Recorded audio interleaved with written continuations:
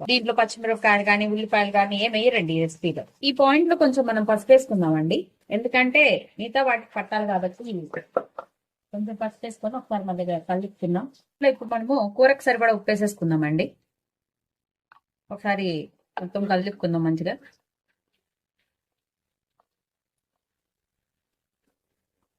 చూడండి ఆ టమోటా అంతా మగ్గిపోయింది. మనం వేసుకున్న ఆయిల్ అంతా చూడండి అట్లా అలా బబుల్స్ లాగా వస్తుంది.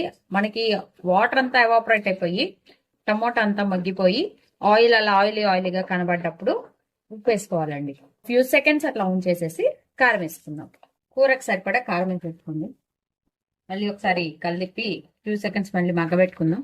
స్పైసీకి తగ్గట్టు వేసుకోండి. ఎవరు ఎంత కారం తింటారనేది తెలియదు కాబట్టి ఎవరి కారాన్ని బట్టి వాళ్ళు వేసుకోవచ్చు అండి. ఎవరి స్పైసీనెస్ బట్టి వాళ్ళు వేసుకోవచ్చు. ఇదిగోండి ఇప్పుడు ఈ పొడుము వేసుకోవాలి. ఈ పొడుము రెసిపీ మీకు నా ఛానల్లో రాయలసీమ స్పెషల్